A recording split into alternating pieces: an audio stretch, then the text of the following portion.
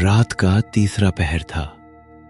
सन्नाटा इतना गहरा कि खुद की सांसें भी किसी भारी हथौड़े की तरह सुनाई दे रही थी। बरगद के सूखे पत्तों पर जब हवा चलती तो ऐसा लगता मानो कोई पुराना लिबास फर्श पर रगड़ता हुआ निकल गया हो। गांव की सरहद पर खड़ा वो पुराना घर, जिसे लोग दशकों पहले भूल चुके थे, आज विवेक के सामने एक मूक शिकारी की तरह खड़ा था। वहां ना कोई गाड़ी थी, ना कोई शोर, बस मीलों तक फैला कच्चा रास्ता और कंपकपी छुड़ा देने वाली ठंड। नहीं, ये मुमकिन नहीं है। मैंने अभी इसी कमरे का दरवाज़ा बंद किया था, फिर ये अपने आप कैसे खुल गया? बाहर कोई है? कौन है वहाँ? विवेक ने अपने कांपते हाथों से लकड़ी की उस भारी चौखट को छुआ। घर की दीवारें चूने और मिट्टी की बनी थी, जो अब जगह जगह से झड़ चुकी थी। छत की लकड़ियां सड़ चुकी थी और उनसे रह रहकर चरचराहट की आवाज आ रही थी। विवेक को महसूस हुआ कि उसके पीछे कोई खड़ा है, कोई ऐसा जो सांस नहीं ले रहा, लेकिन जिसकी मौजूदगी कमरे का तापमान गिरा रही है। अगर ये कोई मजाक है तो बंद करो इसे। दादाजी ने कहा था कि इस घर की मिट्टी में कुछ दबा है। क्या वही मुझे पुकार रहा है? कमरे के कोने में वो काली परछाई, वो हिल रही है। अचानक घर के भीतर के दालान से किसी के चलने की आवाज आई। भारी कदमों की आहट, जैसे कोई जंजीर घसीट रहा हो।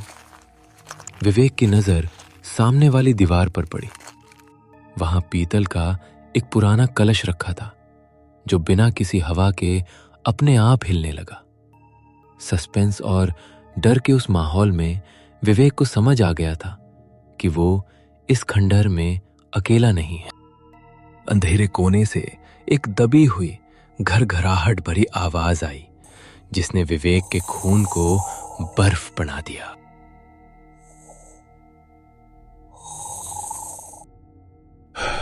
विवेक, तुम बहुत देर से आए।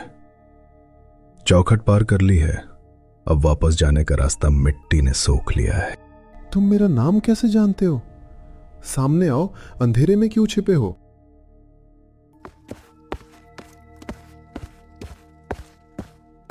विवेक जैसे ही उस आवाज की तरफ बढ़ा, लकड़ी का फर्श धंसने लगा। घर के आंगन में लगे पुराने नीम के पेड़ से उल्लुओं के चिल्लाने की आवाज आने लगी। विवेक ने पीछे मुड़कर देखा। जिस दरवाजे से वो अंदर आया था, वहां अब दीवार खड़ी थी। रास्ता गायब हो चुका था। वो उस पुराने खंडहर की कैद में था। विवेक के पैरों तले से समहीन खिसक चुकी थी। जिस दरवाजे से वो अंदर आया था, वहां अब केवल ईंटों की एक ठंडी और खुरदरी दीवार थी। ऐसा लग रहा था मानो ये पुराना घर खुद को समय समय पर बदल रहा हो। सन्नाटे को चीरती हुई उस अनजानी आवाज ने विवेक के दिल की धड़कनें तेज कर दी थीं। चारों तरफ मिट्टी की सौंधी खुशबू नहीं, बल्कि सड़ी हुई लकड़ी और पुराने कपड़ों की महक भरी थी। नहीं, ये सब सच नहीं हो सकता। दीवार कैसे बन गई? मैं अभी तो यहां से अंदर आया था। कौन है वहां? जो भी हो, सामने आओ। मैं डरने वाला नहीं हूं। विवेक की आवाज खाली कमरों में गूंजकर वापस उसके पास ही लौट आई। अचानक बगल वाले कमरे से एक धीमी लयबद्ध आवाज सुनाई दी।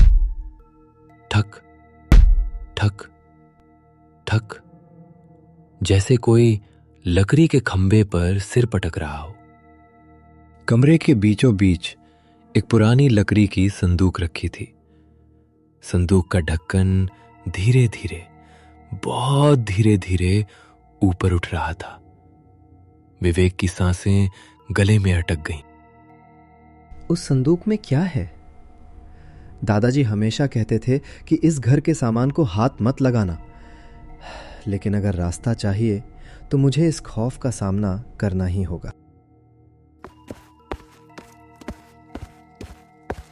ढक्कन मत खोलना विवेक। अंदर वो है जो सदियों से प्यासा है। अगर उसने तुम्हें देख लिया तो तुम भी इसी मिट्टी का हिस्सा बन जाओगे।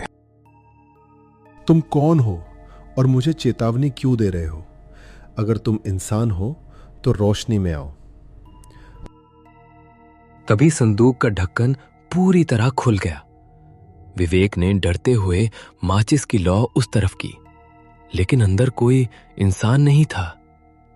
वहां केवल एक पुराना फटा हुआ कुर्ता और मिट्टी से सना हुआ एक पीतल का चिराग रखा था। चिराग के पास ही एक कागज का टुकड़ा था, जिस पर खून जैसे लाल रंग से विवेक का ही नाम लिखा था।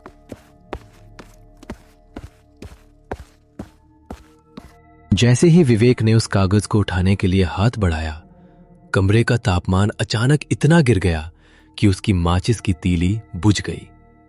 अंधेरा अब पहले से कहीं ज्यादा घना और भारी था। उसे महसूस हुआ कि उसके कंधे पर किसी ने अपना बर्फ जैसा ठंडा हाथ रखा है। हटो, दूर रहो मुझसे। ये कौन है? मेरी गर्दन के पास तुम्हारी सांसें इतनी ठंडी क्यों है? विवेक झटके से पीछे मुड़ा, लेकिन अंधेरे में कुछ दिखाई नहीं दिया। तभी आंगन में लगे उस पुराने नीम के पेड़ से एक जोर की चीख सुनाई दी। ऐसा लगा मानो कोई औरत विलाप कर रही हो। आवाज इतनी दर्दनाक थी कि विवेक ने अपने कान बंद कर लिए। घर की मिट्टी की दीवारों से अब धीरे धीरे पानी जैसा कुछ रिसने लगा था, जो लाल रंग का था। ये घर जिंदा है। ये मुझे बाहर नहीं जाने देगा। मुझे किसी भी तरह गांव के मुख्य रास्ते तक पहुंचना होगा, लेकिन ये गलियारे खत्म क्यों नहीं हो रहे? विवेक भागने लगा। वो एक कमरे से दूसरे कमरे में जा रहा था, लेकिन हर बार वो उसी पुराने संदूक वाले कमरे में वापस आ जाता। उसे समझ आ गया था कि वो एक चक्रव्यूह में फंस चुका है। तभी उसे फर्श पर एक चमकती हुई चीज दिखी। वो पीतल का चिराग अब संदूक से बाहर फर्श पर पड़ा था और उसमें से एक नीली रोशनी निकल रही थी।